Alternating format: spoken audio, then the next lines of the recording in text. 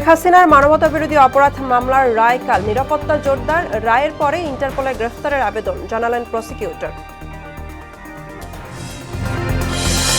নির্বাচনের level playing field নিশ্চিত করবে কমিশন, জানালেন সিইসি। ভোটার উপস্থিতি ও নিরাপত্তায় অংশীজনদের সহযোগিতা কামনা। 4 কোটি মানুষ বহুমাত্রিক দরিদ্র, অর্থনৈতিক স্থবিরতা উস্কে দিচ্ছে সংকট, বলছেন রাষ্ট্রবিজ্ঞানীরা। নিম্ন আয়ের মানুষকে দক্ষ করার পরামর্শ। এবং ভেনিজুয়েলায় সামরিক অভিযান চূড়ান্ত, ডোনাল্ড ট্রাম্পের 12 যুদ্ধজাহাজ ও 15,000 সৈন্য মোতায়েন।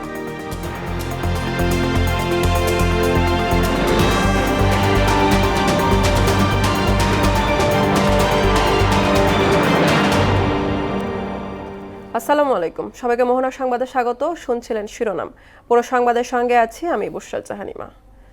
শেখ হাসিনা সহ 3 আসামির বিরুদ্ধে করা মানবতাবিরোধী অপরাধের মামলার রায়কাল বাংলাদেশ টেলিভিশনে সরাসরি সম্প্রচার করা হবে বলে জানিয়েছেন আন্তর্জাতিক অপরাধ ট্রাইব্যুনালের প্রসিকিউটর গাজী এম.এইচ. তামিম।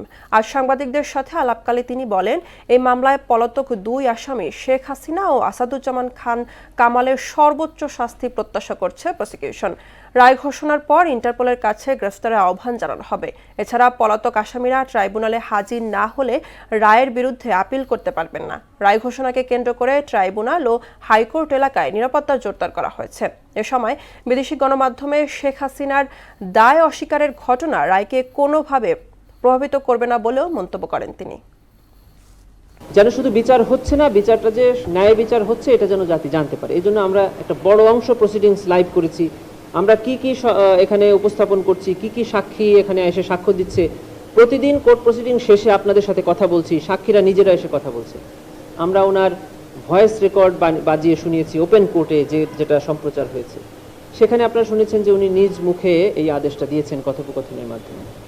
এইটা প্রত্যেকটি অপরাধী পৃথিবীতে এখন পর্যন্ত যত এই ধরনের মানবতা বিরোধী অপরাধ হয়েছে কেউই স্বীকার করেনি যে ওনারা অপরাধী।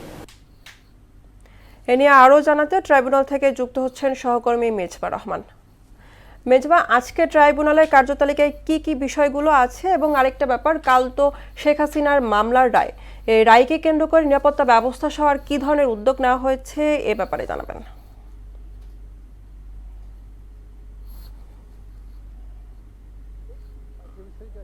বলছিলেন আগামীকাল সে ঐতিহাসিক দিন 17 নভেম্বর, অর্থাৎ মানবতা বিরোধী অপরাধ মামলায় শেখ হাসিনা আর তার সরকারের স্বরাষ্ট্রমন্ত্রী আসাদুজ্জামান খান কামাল এই দুজনের বিরুদ্ধে যে রায়ের যে তারিখ, রায়ের যে দিন, সেটি ছিল আগামীকাল।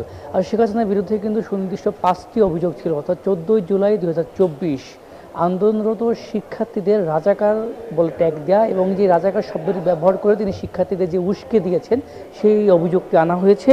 এছাড়াও আন্দোলনরত শিক্ষার্থীদের উপর মারণাস্ত্র ব্যবহার নির্দেশ, এবং এই নির্দেশে কিন্তু প্রায় 1400 ছাত্র জনতা নিহত হয়েছেন। এছাড়াও রংপুরের শিক্ষার্থী আবু সাইদ হত্যা মামলা, চাঙ্কারপোলে আনাসকে হত্যা সহ আশুলিয়ায় হত্যাকাণ্ড, এই যে 5টি অভিযোগ তার বিরুদ্ধে আনা হয়েছে। এবং আমি একটু জানিয়ে রাখি, এই প্রায় 5.5 মাস প্রায় তদন্ত রিপোর্ট সহ যে ট্রাইব্যুনালের আনুষ্ঠানিকতা কিন্তু শেষ হয়েছে এবং 28 কর্মদিবসে মোট 54 জন সাক্ষী সাক্ষ্য দিয়েছেন। এরপরেই ট্রাইব্যুনাল থেকে আগামীকাল 17 নভেম্বর একটি রায়ের দিন ধার্য করা হয়। এই রায়কে কেন্দ্র করে কিন্তু ট্রাইব্যুনাল এলাকায় নিরাপত্তা বেশ জোরদার করা হয়েছে, অর্থাৎ কোনো রকম বিশৃঙ্খলা তৈরি না হতে পারে, রায়ের জন্য সুনির্দিষ্টভাবে রায় কার্যকর হতে পারে, সেই চেষ্টাই করছে প্রসিকিউশন এবং ট্রাইব্যুনাল। কিছুক্ষণ আগে কথা বলেছিলেন প্রসিকিউটর তামিম, তিনি জানিয়েছেন এই রায় কোনোভাবেই যেন অন্য ভিন্ন খাতে না যায় সেই চেষ্টাই তারা করছেন। অর্থাৎ শেখ হাসিনা কিন্তু বিভিন্নভাবে বিদেশি গণমাধ্যমে কথা বলছেন, তার এই কথা বলা কিন্তু এই রায়ের উপর কোনো প্রভাব ফেলবে না বলে তিনি জানিয়েছেন। একই সঙ্গে নারী হিসাবে একটি প্রশ্ন থাকে, তাকে কোনো রকম ছাড় দেওয়া হবে কিনা, সেক্ষেত্রেও তামিম জানিয়েছেন, প্রসিকিউটর তামিম, যে নারী শেখ হাসিনা যেহেতু একটু নারী, সেক্ষেত্রেও তিনি কোনো সুযোগ পাবেন, অর্থাৎ তার যে বিধি অনুযায়ী তাদের শাস্তি পাওয়ার কথা সেটি তিনি পাবেন। এছাড়াও আরেকটি বিষয় আসছিল যে শেখ হাসিনা সহ আসাদুজ্জামান খান কামাল তাদের যে স্থায়ী অস্থায়ী সম্পত্তি রয়েছেন, অর্থাৎ যে সেই বিষয়গুলো কিন্তু বিক্রি করে যেন যারা ভিকটিম তাদের মধ্যে যেন দেয়া হয়, অর্থাৎ অর্থাৎ তারা জানিয়েছেন যে যারা মারা গিয়েছেন এই শেখ হাসিনার নির্দেশে তারা বেঁচে থাকতে তার পরিবারকে যে সহায়তা করতেন সেই সহায়তার জন্য শেখ হাসিনার সম্পত্তি বিক্রি করে দেওয়া হয় এবং একটি বিষয় তারা ট্রাইব্যুনালে জানিয়েছেন। এছাড়াও এদিকে আরেকটি ছিল রংপুরের শিক্ষার্থী আবু সাইদ হত্যা মামলা 14তম দিনের সাক্ষ্য গ্রহণ ছিল, সেটি ইতিমধ্যে ট্রাইব্যুনাল 2 শুরু হয়েছে। ট্রাইব্যুনাল 2 শুরু হয়েছে 14তম দিনের সাক্ষ্য গ্রহণ। এই মামলায় মোট আসামি ছিল 30 জন, যার মধ্যে 24 জন পলাতক এবং 6 জন আটক ছিল। সেই 6 জনকে আজকে সকালে ট্রাইব্যুনালে হাজির করা হয়েছে। এই ছিল আমার কাছে সবশেষ। ইমাম মেজবা, আপনাকে ধন্যবাদ। এদিকে 2 দফা দাবি পূরণের আশ্বাসে সারা দেশে কলম বিরতি পালনের কর্মসূচি প্রত্যাহার করেছে বিচারকদের সংগঠন বাংলাদেশ জুডিশিয়াল সার্ভিস অ্যাসোসিয়েশন। তবে রাজশাহীতে বিচারকের ছেলে হত্যাকাণ্ডের ঘটনায় আজ কালো ব্যাচ ধারণ ও দোয়া মাহফিলের আয়োজন করবে সংগঠনটি। শনিবার রাতে বাংলাদেশ জুডিশিয়াল সার্ভিস অ্যাসোসিয়েশনের এক বিজ্ঞপ্তিতে এ তথ্য জানানো হয়েছে। এতে বলা হয়, আইন উপদেষ্টার দাবি পূরণের আশ্বাসে কর্মসূচি প্রত্যাহার করা হয়েছে। এর আগে বিচারকদের পর্যাপ্ত নিরাপত্তা নিশ্চিতে 48 ঘন্টার আলটিমেটাম দিয়ে 14 নভেম্বর একযোগে কলম বিরতি পালনের কর্মসূচি ঘোষণা করা হয়েছিল। আচরণবিধি মেনে চললে অবাধ সুষ্ঠু নির্বাচনের পথ তৈরি হয় বলে জানিয়েছেন প্রধান নির্বাচন কমিশনার এএমএম নাসির উদ্দিন। সকালে নির্বাচন ভবনে রাজনৈতিক দলের সঙ্গে দ্বিতীয় দিনের সংলাপের শুরুতে তিনি একথা বলেন। এ সংলাপে গণফ্রন্ট, গণফোরাম, বিজেপি সহ 6টি রাজনৈতিক দল অংশ নিচ্ছে। এ সময় লেভেল প্লেয়িং ফিল্ড তৈরিতে নির্বাচন কমিশন বদ্ধপরিকর উল্লেখ করে সুষ্ঠু নির্বাচনে অংশীজনদের সহযোগিতা চান সিএসি। বেলা 2টা থেকে 4টা পর্যন্ত আরও 6 রাজনৈতিক দলের সঙ্গে মতবিনিময় করবে ইসি। সামনে যে নির্বাচনটা আমরা যাতে একটা সুন্দর গ্রহণযোগ্য পরিবেশে যাতে একটা নির্বাচনটা অর্গানাইজ করতে পারি, এটা আপনাদের সহযোগিতা চাওয়া আমাদের মূল উদ্দেশ্য। যে কারণ আমরা সবাই মিলে তো করতে হবে, আমরা ইলেকশন কমিশন একার পক্ষে এই কাজটা আঞ্জাম দেওয়া সম্ভব না।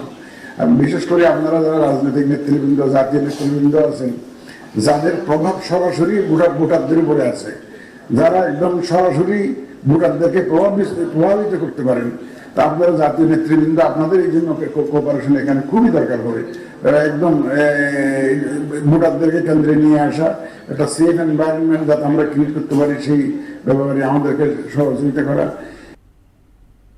এ নিয়ে আরও জানাতে নির্বাচন কমিশন থেকে যুক্ত হচ্ছেন সহকর্মী এমআর আসাদ। আসাদ, আজ প্রথম সেশনে নির্বাচন কমিশনে তো 6টি দল অংশ নিয়েছে আলোচনায় এবং দুপুর 2টা থেকে আরও 6টা দলের আলোচনায় অংশ নেওয়ার কথা। 2 সেশন মিলে আপনার কাছে সবশেষ কি তথ্য আছে এ ব্যাপারে জানাবেন।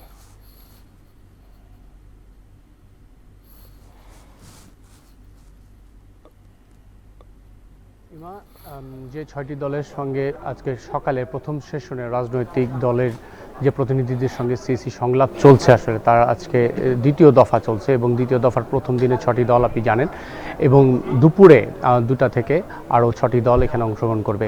তবে মূলত রাজনৈতিক যে দল ছিল আজকে 6টি, তাদের মূল আসলে যে দাবিটি ছিল, তারা আসলেই যে বিষয়টি চাচ্ছেন যে নির্বাচন ভোটের মাঠে নির্বাচন কমিশন এখন সংলাপ করছে, আচরণবিধি খসড়া করছে, প্রকাশ করছে, গ্যাজেট করছে, গণভোটের ইস্যু আছে। তো সব মিলিয়ে নির্বাচন ভবন কেন্দ্রিক যে তৎপরতা নির্বাচন কমিশনের রয়েছে, তার তুলনায় তারা চাচ্ছে যে ভোটের মাঠেও যেন নির্বাচন কমিশন একই ভূমিকা রাখে। নিরপেক্ষতার যে প্রশ্ন, সেখানে যেন নির্বাচন কমিশনের যে নিরপেক্ষতা এবং সরব উপস্থিতি তারা চায়, এবং তারা চায় যে প্রিজাইডিং অফিসার থেকে শুরু করে যে পোলিং এজেন্ট যারা থাকবেন তাদেরকে নিয়ে যেন সুষ্ঠুভাবে এই ভোটটি সম্পন্ন করা যায়, তারা বিষয়টি বলছেন। এবং নির্বাচন কমিশনের পক্ষ থেকে নির্বাচন কমিশনার ব্রিগেডিয়ার জেনারেল অবসরপ্রাপ্ত যিনি আবুল ফজল মোহাম্মদ সানাউল্লাহ, তিনিও কিন্তু কথা বলেছেন এবং তিনি বলেছেন যে আসলে অপপ্রচারকারী কিংবা নির্বাচনে যারা অসৎ উপায় অবলম্বন করবে কিংবা যারা বিশৃঙ্খলার চেষ্টা করবে, তারা বা পেশি শক্তির ব্যবহার যারা করবে, তারা আসলে মূলত তারাই আসলে ক্ষতিগ্রস্ত হবেন, এরকম একটি হুঁশিয়ারি কিন্তু তিনি জানিয়েছেন। এছাড়া আনোয়ারুল ইসলাম সরকারের পক্ষ থেকে নির্বাচন কমিশনার যিনি, উনিও কিন্তু একই কথা বলেছেন যে নির্বাচন কমিশন নতজানু হওয়ার কোনো সম্ভাবনা নেই, কারণ নির্বাচনকে সুষ্ঠু করা ছাড়া নির্বাচন কমিশনের সামনে আসলে কোনো বিকল্প পথ নেই। এবং প্রধান নির্বাচন কমিশনার কিন্তু তার বাক্যে একই কথা বলেছেন যে আচরণবিধি বা কোড অফ কন্ডাক্ট যেটি রয়েছে, সেটি যদি তারা সুষ্ঠুভাবে রাজনৈতিক দলগুলো পালন করে, তাহলে আসলে নির্বাচন সুষ্ঠু হওয়ার পথে খুব বেশি আর বাধা থাকে না। এবং সেক্ষেত্রে আসলে তিনি বলেছেন যে রাজনৈতিক যে দলগুলো রয়েছে যারা নির্বাচনে অংশগ্রহণ করবে, তাদের সদিচ্ছা এবং তাদের সহযোগিতা ছাড়া আসলে একটি সুষ্ঠু নির্বাচন সম্ভব নয়। ইমা। আসাদ, আপনাকে ধন্যবাদ। দেশে এখন দরিদ্রের হার প্রায় 28%। এর সংখ্যানুপাতে প্রায় 4 কোটি মানুষ বহুমাত্রিক দারিদ্র্যের শিকার। এছাড়াও আরও 18% মানুষ যে কোনো সময় দারিদ্র্য তালিকার ঝুঁকিতে। অর্থনৈতিক কর্মকাণ্ডের স্থবিরতা, কর্মসংস্থানের ধীরগতি এবং মূল্যস্ফীতির সঙ্গে মজুরির পার্থক্য সংকট উস্কে দিচ্ছে বলে মনে করছেন রাষ্ট্রবিজ্ঞানীরা। পরিস্থিতি সামাল দিতে কর্মমুখী প্রশিক্ষণের মাধ্যমে নিম্ন আয়ের মানুষের দক্ষ করার পরামর্শ দেন তারা। উষা ফেরদৌসের 2 পর্বের প্রতিবেদনের শেষ কিস্তি আজ। ক্যামেরায় ছিলেন শিহাবুদ্দিন।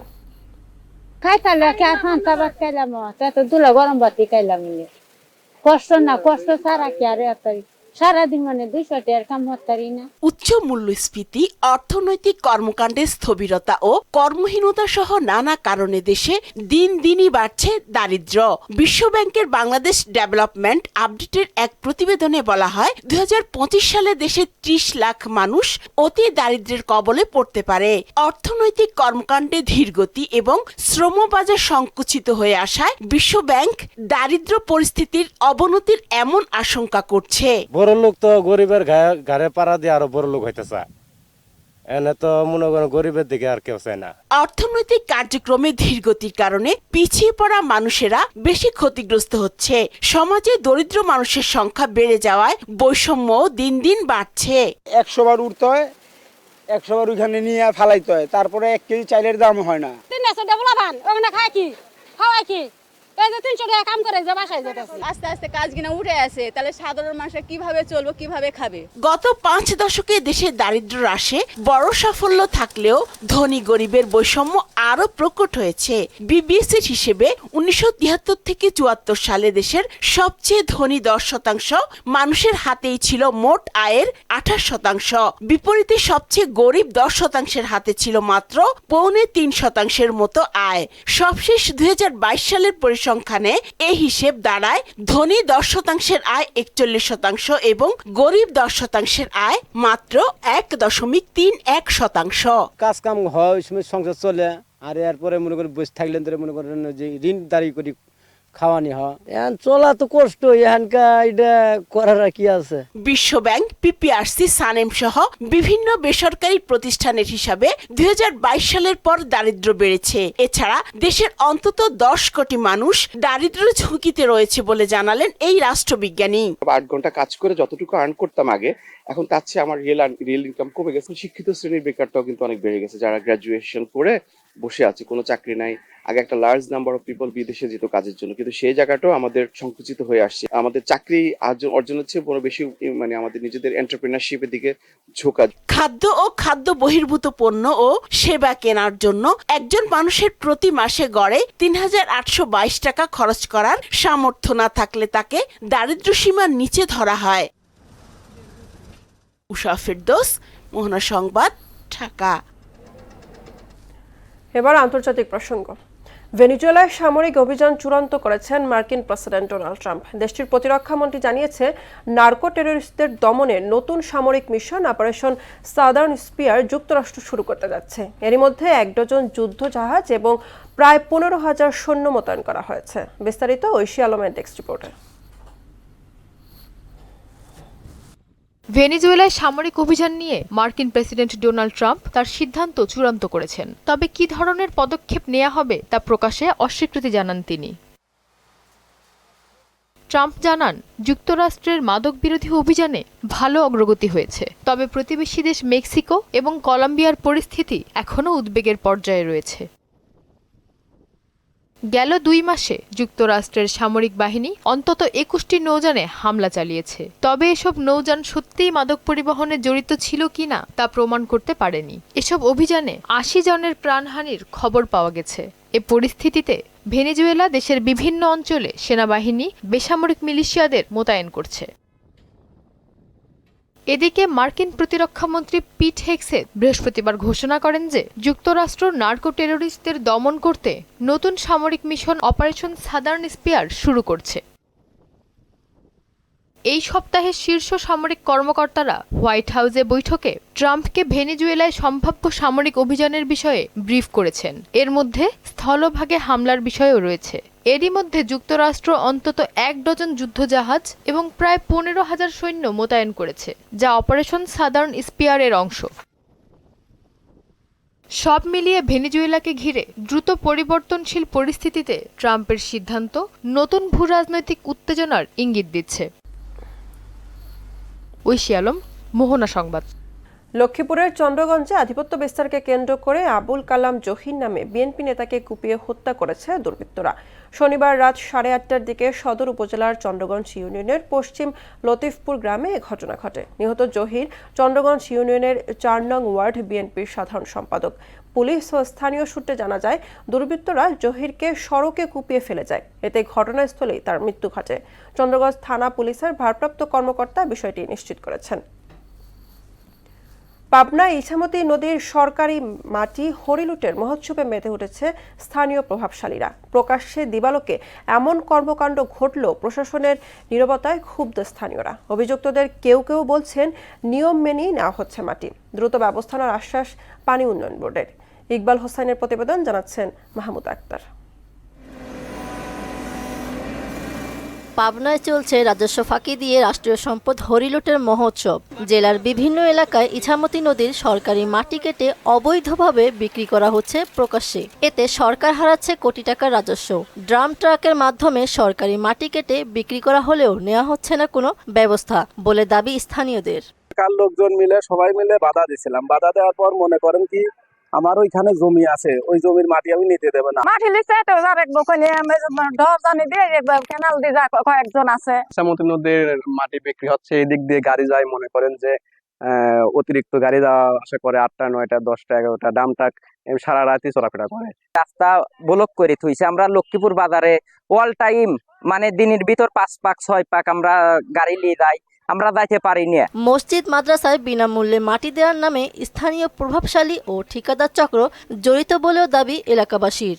মসজিদ মাদ্রাসার কথা কয় নিয়ে যাচ্ছে, সেই মাটি এখানে বিক্রি হয়ে যাচ্ছে, এই জন্য আমরা ধরেছি। মসজিদ মাদ্রাসার নামে হনে 1 টাক যদি ফেলায় আর 10 টাকি ফেলাচ্ছে, ডানি বাই বেচতেছে। এই তো অরাজকতা শুরু আছে। খননকৃত মাটি যাচাই বাছাই করে 2 ভাবে বন্টন করা হয় জানিয়ে জেলা পানি উন্নয়ন বোর্ডের প্রকৌশলী বললেন, সরকারি মাটি কেটে বিক্রি করার অভিযোগ পেলে তাদের বিরুদ্ধে কঠোর ব্যবস্থা নেওয়া হবে। জনস্বার্থমূলক কাজের জন্য যে আমরা এটা দিয়েছি, সেই কাজেই এটা ব্যবহৃত হবে। অন্য জায়গায় কেউ যদি এটা নিতে চায় এবং এটা যদি সেকেন্ড টাইম ডিভিটেশন হয়, তাহলে আমরা এটা হয়তো তার ইয়েটাই আমরা ক্যান্সেল করে দেবো আর কি। ওই আমাদের যে জেলা পানি ব্যবস্থাপনা কমিটি আছে, সেই কমিটি আবার পুনরায় মাইনস করে এটা তাকে দেওয়ার যে অনুমতিপত্র আছে, সেই অনুমোদনটাই আমরা বাতিল করে দেবো। অবৈধভাবে মাটি কেটে বিক্রি করা বন্ধে এখনই ব্যবস্থা না নিলে নদীর গতি প্রকৃতি হারানোর শঙ্কা স্থানীয়দের। মাহমুদ আক্তার, মোহনা সংবাদ। যশোরের শার্শার নদী নালা খালবিল প্রভাবশালীদের দখলে থাকায় বেকার হচ্ছে আদিবাসী সম্প্রদায়ের লোকজন। একসময় মাছ ধরে জীবিকা নির্বাহ করলেও বর্তমানে শামুক কুড়িয়ে জোগাড় করছেন দুবেলা ডাল ভাতের টাকা। সেটিও এখন বন্ধের পথে। তাই সরকারি জলাশয়গুলো উন্মুক্ত করে দেওয়ার দাবি জানান তারা। শিশির কুমার সরকারের তথ্যে ডেস্ক রিপোর্ট। যশোরের শার্শার আদিবাসী সম্প্রদায়ের লোকজন খাল বিল নদীনালা থেকে মাছ ধরেই জীবনযাপন করে আসছিল, কিন্তু প্রভাবশালীরা উপজেলা মৎস্য অফিস থেকে এসব বন্দোবস্ত নিয়ে বাণিজ্যিকভাবে মাছ চাষ করছে। তাতে অভাব অনটনে কাটছে তাদের জীবন। মাছ চাষ আমরা ধরতে পারি না, আমরা শামুক কুড়িয়ে আমরা কাল মাছ নেই, এখন নেই, তাই এই শামুক কুড়িয়ে। একজন ব্যক্তি দিনে 50 থেকে 60 কেজি শামুক করতে পারেন। প্রতি কেজি 6 থেকে 60 টাকা দরে বিক্রি করে তা দিয়ে চলছে সংসার। শামুক কুড়িয়ে বিক্রি করি এই জায়গাটায় দিন 50 কেজি বের হয়, 6 টাকা কেজি কিনে আশেপাশে বিক্রি করতে 7 টাকা কেজি। এলাকাবাসী ও ক্রেতারা বললেন, শামুক চুন তৈরি সহ বিভিন্ন কাজে ব্যবহার করা হয়, আর আদিবাসীদের শামুক কুড়ানো ছাড়া তেমন কোনো কাজ নেই। শামুকের শক্ত খুঁটা দিয়ে চুন বানানো হয়। শামুকগুলা হাঁসের খাদ্য হিসাবে গ্রামগঞ্জের মানুষ ব্যবহার করত এবং বিলি খালে থাকত। এখন এটা উন্নয়ন কাজে ব্যবহার হচ্ছে। শামুক আহরণের সাথে জড়িতদের প্রশিক্ষণের মাধ্যমে অন্য কোনো পেশায় শিফট করার কথা জানিয়ে মৎস্য কর্মকর্তা জানালেন, তাতে শামুকও সংরক্ষণ করা সম্ভব হবে। শামুক আহরণের সাথে যারা জড়িত তাদেরকে আসলে যদি নিষেধ করা হয় তাহলে তাদের জন্য একটু সমস্যা হয়ে যাবে। তো আমরা চেষ্টা করব যারা শামুক এর উপর নির্ভর করে থাকে তাদেরকে প্রশিক্ষণের মাধ্যমে অন্য কোনো পেশায় শিফট করা যদি যায়, তাহলে আমরা শামুকটা সংরক্ষণ করতে পারবো। সরকারি সহায়তা দিয়ে শামুক ধরা থেকে আদিবাসীদের বিরত রাখায় পদক্ষেপ নেবে কর্তৃপক্ষ, দাবি এলাকাবাসীর। মাহমুদ আক্তার, মোহনা সংবাদ। ক্রিকেট। আগামী বছরের মার্চে মাছেগড়াবাইয়ের জনপ্রিয় ফ্রাঞ্চাইজি টি-20 টুর্নামেন্ট আইপিএলের 19তম আসর। আসন্ন আসরকে সামনে রেখে আগামী 16 ডিসেম্বর সংযুক্ত আরব আমিরাতের আবুধাবিতে অনুষ্ঠিত হবে খেলোয়াড়দের মিনি নিলাম। এই নিলামে ফ্র্যাঞ্চাইজিগুলোর রিটেন্ড ও রিলিজড ক্রিকেটারদের তালিকা দেওয়ার শেষ দিন। এই সময়ের মধ্যে অনেক ক্রিকেটার নিজেদের দল থেকে ছাঁটাই হয়েছেন, আবার কয়েকজন খেলোয়াড় ট্রেডিংয়ের মাধ্যমে দলও বদল করেছেন। আইপিএলের 10টি দল সব মিলে এবারের মিনি নিলামের আগে 78 জন ক্রিকেটারকে ছেড়ে দিয়েছে। তার মধ্যে 70 জনের আপাতত কোনো দল নেই। আয়ারল্যান্ডের বিপক্ষে 2 ম্যাচের টেস্ট সিরিজ খেলছে বাংলাদেশ। মিরপুরে আগামী 19 নভেম্বর মাঠে গড়াবে সিরিজের দ্বিতীয় টেস্ট। এই ম্যাচে মাঠে নামলেই বাংলাদেশের ক্রিকেট ইতিহাসে প্রথম খেলোয়াড় হিসেবে 100তম টেস্ট খেলার বিরল মাইলফলক স্পর্শ করবেন মুশফিকুর রহিম। মুশফিকের এই ঐতিহাসিক অর্জনকে স্মরণীয় করে রাখতে বর্ণাঢ্য আয়োজনের পরিকল্পনা সাজিয়েছে বিসিবি। খেলা শুরুর আগে মাঠের সংক্ষিপ্ত এক অনুষ্ঠানে মুশফিককে আনুষ্ঠানিকভাবে সংবর্ধনা দেবে বিসিবি। তার হাতে তুলে দেওয়া হবে বিশেষভাবে ডিজাইন করা একটি ক্রেস্ট, যেখানে তার 100তম টেস্টের তারিখ ও পরিসংখ্যান খোদাই করা থাকবে। শেষ করব মোহনা সংবাদ, যাবার আগে শিরোনামগুলো আরো একবার।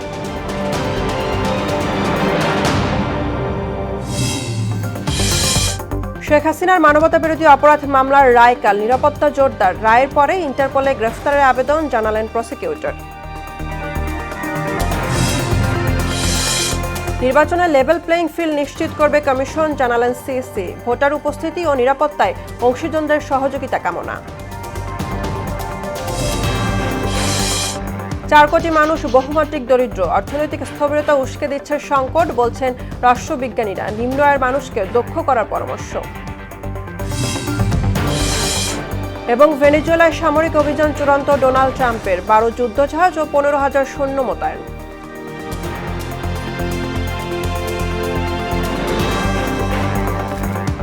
এই ছিল মোহনা সংবাদে। পরবর্তী সংবাদ বিকেল 5:30টায়।